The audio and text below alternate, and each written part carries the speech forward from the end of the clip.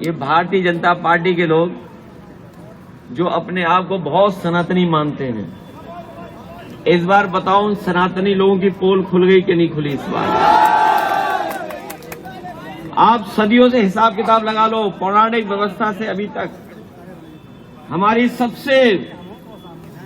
सबसे ज्यादा जिस स्थान की मान्यता है, जिस स्थान को सबसे ज्यादा हम लोग पवित्र मानते हैं, जो हमारी आध्यात्म की त्रिवेणी है, जब सोचिए पूजनीय शंकराचार्य जी वहां जा रहे थे स्नान करने, तो इन भारतीय जनता पार्टी के लोगों ने उन्हें स्नान नहीं करने दिया।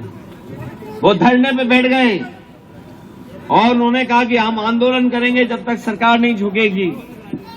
लेकिन सरकार इतनी अहंकारी है कि सरकार झुकी नहीं और सरकार ने उन्हें अपमानित किया, और इस सीमा तक अपमानित किया कि अब सुनने में आया कि नई तरह के मुकदमे लगाए उनके ऊपर।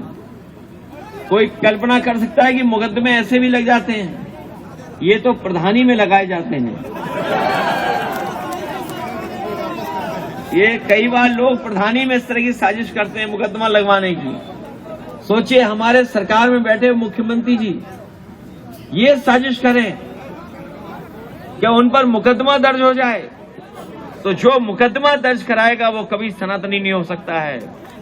इसीलिए हमने कहा कि अगर हम गीता पढ़ें और गुरु नानक जी के बारे में पढ़ा होगा, जिन्होंने वो जानते होंगे, हमारी गीता में लिखा है कि जो दूसरे का दुख अपना दुख समझे, जो दूसरे का दुख अपना दुख समझे वो योगी होता है, और माया में रह करके माया से दूर हो वो योगी रहता है।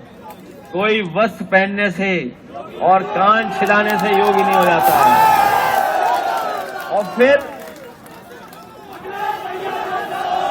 वो शंकराचार्य जी का सर्टिफिकेट मांग रहे थे, वो शंकराचार्य जी का सर्टिफिकेट मांग रहे थे, और उन पे अपना सर्टिफिकेट है ही नहीं योग का।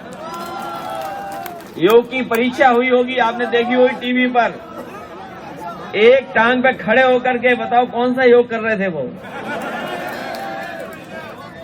और कोई खेल नहीं जानते वो।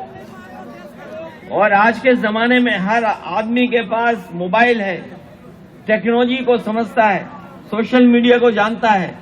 आज केवल हमारे पत्रकार रिपोर्टर नहीं है, हर नौजवान आजकल रिपोर्टर है, क्योंकि वो जानता है कि कब क्या कहानी बनानी है जिससे उसकी कहानी सब जान जाएं। ये सोशल मीडिया का नया जमाना है, शायद हमारे पुराने जमाने में ये नहीं था। ये नई पीढ़ी, नए जमाने की नई चीज है। आज कोई चीज किसी से छुपी नहीं है। सोशल मीडिया के माध्यम से हर चीज हर एक की जानकारी में आ रही है। इसलिए जानकारी में जब आ रही है तो हम लोग ये भी जानते हैं इस सरकार से ज्यादा झूठी सरकार कोई नहीं है। बताओ, लगभग 10 साल हो गए सरकार को। नई चीज एमओयू करने जा रहे हैं जापान, बताइए। एमओयू करने गए, ये एमओयू क्या होता है ये बताओ आप। ये नई चीज ढूंढ लाए, एमओयू कर लिया, और पहले जो एमओयू किया इन्होंने वो किया था 50 लाख करोड़ का।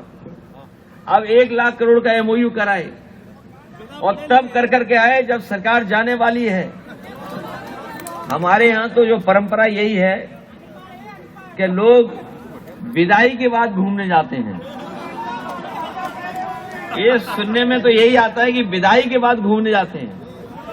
ये पहले मुख्यमंत्री हैं जो विदाई से पहले घूमने जा रहे हैं, बताओ। और सरकार बचेगी कैसे बताओ? आज सोना कितना महंगा है, बहुत महंगा। और सोना इतना महंगा हो गया कि कोई भी अपने लिए जेवर नहीं खरीद सकता। घर परिवार में शादी हो तो कहीं कोई जेवर नहीं दे सकता है। जेवर बताइए कोई खरीद पाएगा गरीब आज? सोना तो सोना, चांदी कहां पहुंच गई बताइए आप। चांदी, और चांदी के बाद